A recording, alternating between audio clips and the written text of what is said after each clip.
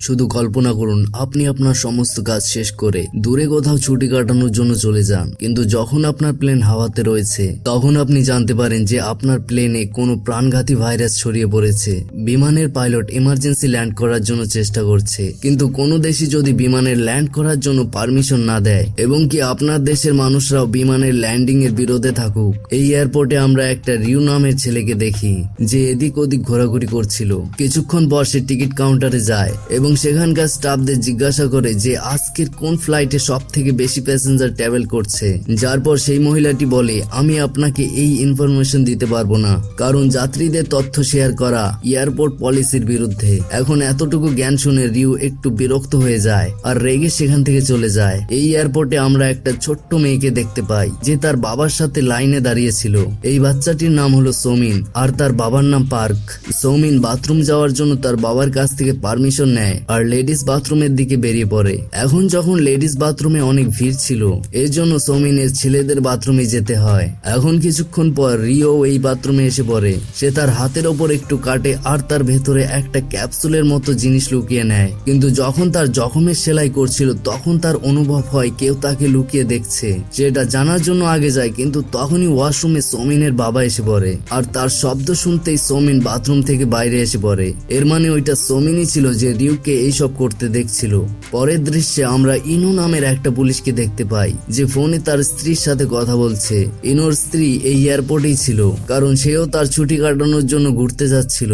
কথা শেষ করে ইনো যখন তার অফিসে পৌঁছায় তখন তার সঙ্গীরা তাকে একটা ভিডিও দেখায় যেখানে একটা মানুষ প্লেনকে হাইজ্যাক করার কথা বলছে। যেহেতু তার সঙ্গীদের এই ভিডিওটি ফেক মনে হয়, তারপরেও ইনো এর তদন্ত করতে চাইছিল।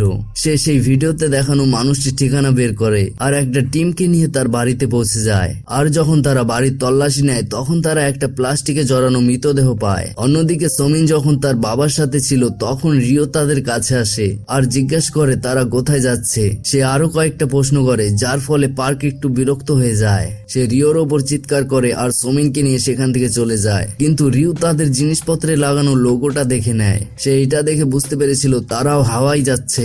সেও একটা হাওয়াইয়ের টিকিট কেনে আর প্লেনের দিকে চলে যায়। সিকিউরিটি চেকিং এর সময় তার ব্যাগ থেকে একটা মেটাল ডিভাইস বের হয়, কিন্তু সেটাকে তার শ্বাসকষ্ট ভালো করার ডিভাইস বলে সেখান থেকে বেঁচে যায়। এদিকে সবই যাত্রী এক এক করে ফ্লাইট বোর্ড করছিল আর এই যাত্রীদের মধ্যে সৌমিন আর তার বাবা ইনোর স্ত্রী তারাও ছিল।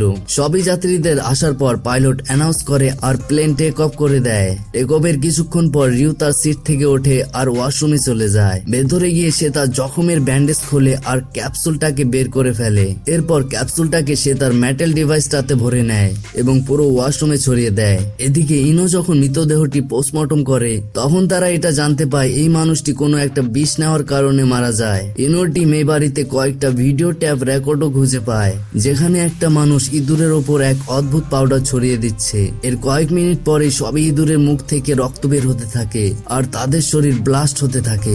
এখন ইনোর টিমের অনুভব হয় এই পাউডার এক ধরনের ভাইরাস জাতীয় জিনিস। যেই ইঁদুরের শরীরে এই পাউডার পড়েনি তারাও এক এক করে মারা যাচ্ছিল। এদিকে রিও যখন ওয়াশরুম থেকে বাইরে আসে তো সে দেখতে পায় যে সৌমিন গেটের বাইরে দাঁড়িয়ে আছে, কিন্তু যখনই সে দরজা খোলে তখনই একটা অন্য মানুষ তাড়াহুড়ো করে সেখানে ঢুকে পড়ে। এদিকে রিও সৌমিনের কানে কিছু বলে এবং তার সিটে আবারও চলে যায়। এখন যেই মানুষটি ওয়াশরুমের ভিতরে ছিল তার হাওয়াতে পাউডার জাতীয় কিছু জিনিস অনুভব হয় আর সে জোরে জোরে কাঁচতে থাকে। সে এসে এয়ার হোস্টেসকে এটার কমপ্লেন করে আর সেই এয়ার হোস্টেসও সেই ওয়াশরুমের ভেতরে চলে যায়। সেখানেই এক যাত্রী সেই ভিডিওটি দেখছিল যেখানে একটা মানুষ প্লেনকে হাইজ্যাক করার হুমকি দিচ্ছিল, আর সেই মানুষটি আর কেউ না বরং রিওই ছিল। এখানে পার্কও এই ভিডিওটি দেখে নেয় আর সে তৎক্ষণাৎ রিউকে চিনে যায়। সে শীঘ্রই সৌমিনের কাছে পৌঁছায় যে এখনো ওয়াশরুমের বাইরে দাঁড়িয়েছিল। সে সৌমিনকে নিয়ে ফ্লাইট স্টাফদের কাছে যায় আর তাদেরকেও সেই ভিডিওটি দেখায়। তারা এখন পর্যন্ত কনফার্ম ছিল না যে প্লেনের ভেতরে লোকটি রিও ছিল। এখানে সৌমিন তাদের সবাইকে বলে রিও তার হাতের ওপরে কিছু লুকিয়ে প্লেনের ভিতরে নিয়ে এসেছে। আর তো আর সে আমার কানে এটাও বলেছে এই প্লেনে প্রস্তুত সবই মানুষ মরতে চলেছে। এখন এইসব শুনে একটা এয়ার হোস্টেস রিও এর কাছে যায় আর সে তার কাছে আইডি চায়, যার পর রিও তাকে বলে সে একজন সায়েন্টিস্ট আর সে একটা কনফারেন্সে প্রস্তুত থাকার জন্য যাচ্ছে। অন্যদিকে ইনো তার টিমের সাথে এয়ারপোর্টে পৌঁছায় আর যখন তারা যাত্রীদের লিস্ট চেক করে তখন তারা এটা জানতে পারে যে রিও একটা হাওয়াই যাওয়া প্লেনে বসে পড়েছে। ইনো জানতে পারে তার স্ত্রীও সেই প্লেনে রয়েছে আর এটা শুনে তো ইনোর হুঁশই উড়ে যায়। এখানে প্লেনে যে মানুষটি ওয়াশরুমের ভিতরে গিয়েছিল তার শরীর আস্তে আস্তে খারাপ হতে চলেছিল, তার শরীরে ক্ষত পড়ে গেছে আর তার একটা চোখ ফেটে বাইরে চলে এসেছে। সে এখন রক্তের বমি করে আর সেখানে নিচে পড়ে যায়। এই ভয়ানক পরিস্থিতি দেখে প্লেনে হই হুল্লোড় শুরু হয়ে যায় আর যখন একটা ডক্টর এই মানুষটাকে পরীক্ষা করে তখন সে দেখতে পায় সে মারা গেছে। এখানে পার্ক রিউকে তার মৃত্যুর জন্য দায়ী করে আর এদের দুজনের মধ্যে হাতাহাতি চালু হয়ে যায়। খুব শীঘ্রই পাইলট সবই বিস্তারিত খবর পায়। কন্ট্রোল টাওয়ার থেকে বলা হয় যে প্লেনে রিউ নামের একজন যাত্রী রয়েছে, সে সবার জন্য বিপজ্জনক। এটা শুনতেই ক্যাপ্টেন চই ককপিট থেকে বাইরে আসে আর এদের দুজনকে লড়াই করতে দেখে।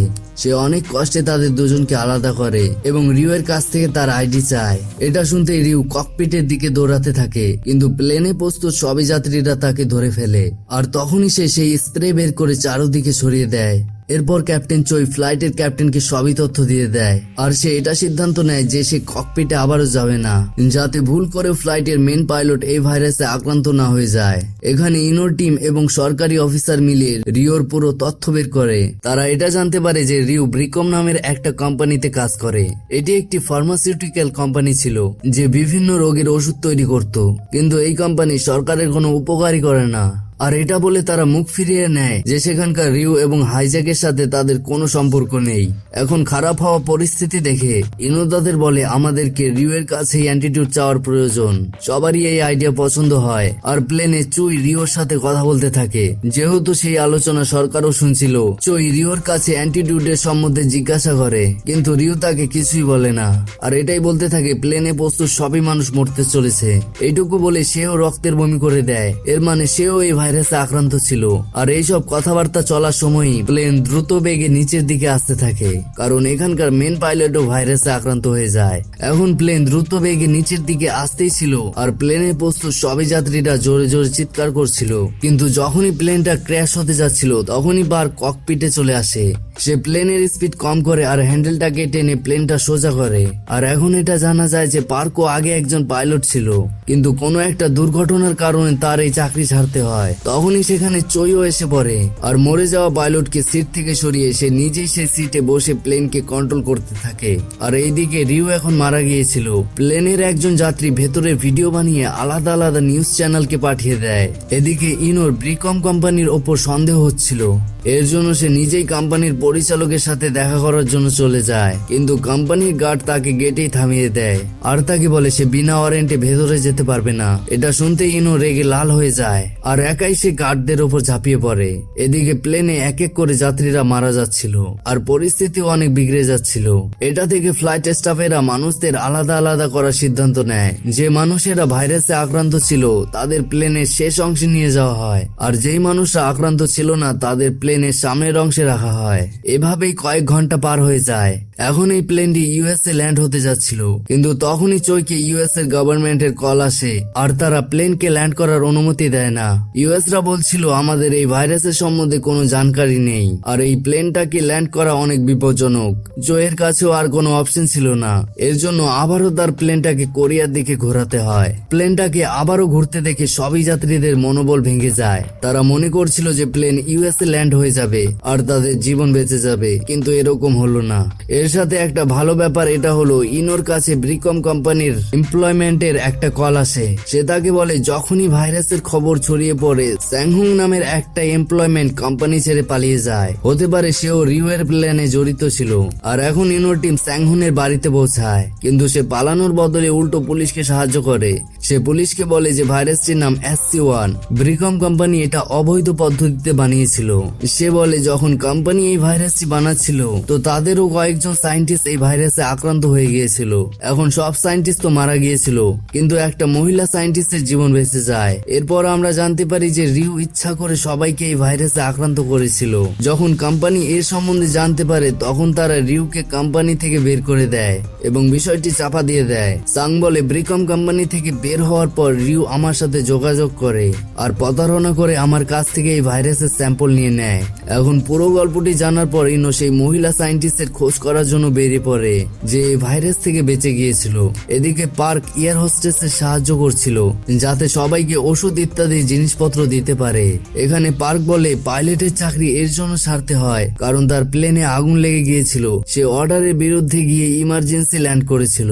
যেহেতু এই তাড়াহুড়োর মধ্যে সব যাত্রীদের জীবন বেঁচে গিয়েছিল, কিন্তু কপাল খারাপের জন্য দুজন এয়ার হোস্টেস মারা গিয়েছিল। আর এই সব কথাবার্তা চলার সময়ই চই রক্তের বমি করতে থাকে আর ভাইরাসের কারণে তার পরিস্থিতিও অনেক খারাপ হচ্ছিল। এর জন্য সে পার্কের কাছে রিকোয়েস্ট করে প্লেন ওড়াতে তার সাহায্য করুক, কিন্তু পার্ক প্লেন ওড়াতে নার্ভাস হচ্ছিল, কিন্তু তার কাছে আর কোনো রাস্তাও ছিল না। কয়েক ঘন্টা পর ইনো সেই মহিলাটির সাথে দেখা করে যে ভাইরাসে আক্রান্ত হয়েও বেঁচে গিয়েছিল। এখানে ইনো তাকে পুরো ঘটনা বলে আর এই ভাইরাসের চিকিৎসার কথা জিজ্ঞাসা করে। এরপর মহিলাটি তাকে বলে ব্রিকমের কাছে এই ভাইরাসের ভ্যাকসিন প্রস্তুত আছে। এখন সরকার এই খবর জেনে গিয়েছিল আর তারা ব্রিকমের কাছে ভ্যাকসিন দেওয়ার জন্য চাপ দিতে থাকে। আর অনেক চেষ্টা করার পর শেষ পর্যন্ত ব্রিকম ভ্যাকসিন দেওয়ার জন্য রাজি হয়ে যায়। এদিকে ফ্লাইটে চোয়ের শরীর বিগড়েই চলেছিল, তার জন্য তার প্লেন ওড়ানো অনেক কঠিন হয়ে দাঁড়াচ্ছিল। এখন যেহেতু ভাইরাসের ভ্যাকসিন পাওয়া গিয়েছিল এর জন্য চই আর পার্ক প্লেনটাকে জাপানে ল্যান্ড করার সিদ্ধান্ত নেয়, কিন্তু কপাল খারাপের জন্য জাপানের সরকারও তাদের প্লেন ল্যান্ড করার জন্য বারণ করে দেয়। জাপানের পিএম বলে এই ভাইরাস একদমই নতুন আর এই ভাইরাসের ভ্যাকসিনের কাজ করার চান্সও অনেক কম। কিন্তু চই কোনো অর্ডার না মেনে সে জাপানের এয়ারপোর্টে প্লেন ল্যান্ড করতে যাচ্ছিল, কিন্তু তখনই সেখানে জাপানের এয়ারফোর্স পৌঁছায় আর চই না চেয়েও তার রাস্তা মোড়াতে হয়। এখন ভাইরাস আক্রান্তের ফলে তার শরীর অনেকটা খারাপ হয়ে যায় এবং সে সোজা অজ্ঞান হয়ে যায়। আর এখন পার্ক প্লেনটাকে কোনোভাবে সামলায় এবং জাপান থেকে দূরে নিয়ে যায়। এদিকে কোরিয়ার মানুষেরাও এই ভাইরাসের ওপর প্রশ্ন তুলতে থাকে আর কিছু মানুষ তো এমনও ছিল যারা প্লেন ল্যান্ডের বিরুদ্ধে ছিল। এদিকে ইনো সবার জীবন বাঁচানোর জন্য নিজের ওপর ভ্যাকসিন টেস্ট করার জন্য সিদ্ধান্ত নেয়। সে যখনই ভাইরাস নিজের ওপর ইনজেক্ট করে নেয় এরপর ডক্টর তাকে সেই ভ্যাকসিন দেয়। ভাইরাসের কারণে ইনোর শরীর অনেকটা খারাপ হতে লেগেছিল আর কপাল খারাপের জন্য এই ভ্যাকসিনটাও কাজ করে না। আর এখন কোরিয়াতে এই খবরটা দ্রুত গতিতে ছড়িয়ে পড়ে এবং কোরিয়ার মানুষেরা প্লেনটাকে ল্যান্ড করার বিরুদ্ধে হয়ে যায়। এদিকে প্যাসেঞ্জাররা যখন এই কথা জানতে পারে তখন তারাও ল্যান্ড না করার জন্য সিদ্ধান্ত নেয় যাতে তাদের নিজের মানুষেরা এই ভাইরাসের হাত থেকে বেঁচে যায়। এখানে পার্ক কন্ট্রোল টাওয়ারকে বলে যে সবই প্যাসেঞ্জার ল্যান্ড না করার জন্য বলেছে। এটুকু বলে সে রেডিও কমিউনিকেশন একেবারে বন্ধ করে দেয় যাতে কেউ তাদের সাথে কোনো রকম যোগাযোগ না করতে পারে। এরপর সবই যাত্রীরা নিজেদের বাড়িতে কল করে আর শেষবারের মতো তারা তাদের সাথে একবার কথা বলে। এরপর পার্ক প্লেনটাকে সমুদ্রের দিকে নিয়ে যেতে থাকে যাতে যখনই প্লেনের ফিউল শেষ হয়ে যাবে তখনই প্লেনটা সমুদ্রের কোথাও হারিয়ে যায়। কিন্তু তখনই কিছুটা এমন হয় যেটার উপর কারো কোনো আশাই ছিল না। ইনোর জ্ঞান ফিরে যায় আর তার শরীরের পরিস্থিতি ঠিক হতে থাকে। এর মানে এই ভ্যাকসিন কাজ করছিল। কন্ট্রোল টাওয়ার কোনো সময় ব্যয় না করে প্লেনের সাথে যোগাযোগ করার চেষ্টা করে, কিন্তু এর কোনো লাভ হয় না কারণ পার্ক প্লেনের রেডিওটাকে বন্ধ করে দিয়েছিল। শেষ পর্যন্ত প্লেনের যাত্রীদের পরিবারকে বলে যে তারা তাদের পরিবারের সদস্যদের ফোন করে তাদের আবারও ফিরে আসতে বলতে, কারণ ভ্যাকসিন কাজ করা শুরু করে দিয়েছে। এই পদক্ষেপটা সফল হয় আর খুব শীঘ্রই যাত্রীরা ভ্যাকসিনের খবর তারা পায়। তারা সবাই আনন্দে লাফাতে শুরু করে। এদিকে পার্কও এই নিউজটা কনফার্ম করে আর প্লেনটাকে এয়ারপোর্টের দিকে ঘুরিয়ে নেয়। কিন্তু যখনই সবকিছু ঠিক চলছিল তখনই তারা এক নতুন সমস্যা দেখতে পায়। প্লেনের ফিউল শেষ হতে চলেছিল আর এয়ারপোর্ট এখনো কিছুটা দূরে ছিল। এখানে সবারই মনে হচ্ছিল যে এই প্লেনটা ল্যান্ড করতে পারবে না, যার পর পার্ক তার দক্ষতা দেখায় এবং অভিজ্ঞতার ভিত্তিতে প্লেনটাকে নিরাপদে ল্যান্ড করে। প্লেন ল্যান্ড করার পরেই সবই যাত্রীদের মেডিকেল ফ্যাসিলিটি দেওয়া হয় এবং সবারই জীবন বেঁচে যায়। কিছুদিন পর পার্ক সবই যাত্রীদের সাথে দেখা করার জন্য যায় যেখানে ক্যাপ্টেন চই এবং ইনো প্রস্তুত ছিল। যেহেতু ভাইরাসে ইনোকে প্যারালাইজ করে দিয়েছিল তবু তার বাহাদুরির জন্য প্লেনে প্রস্তুত সবই যাত্রীদের জীবন বেঁচে যায়। এখানে ইনো পার্ককে দেখে হাসে আর এর সাথে এই অসাধারণ মুভিটির গল্প শেষ হয়ে যায়। আই হোপ আপনাদের গল্পটি অবশ্যই পছন্দ হয়েছে। যদি ভিডিওটি পছন্দ হয় তাহলে একটা লাইক অবশ্যই করে দেবেন আর চ্যানেলটিকে সাবস্ক্রাইবও করে রাখবেন। দেখা হচ্ছে নতুন এক গল্পের সাথে। আজকের মতো এ পর্যন্তই। ভালো থাকবেন, সুস্থ থাকবেন। Good bye.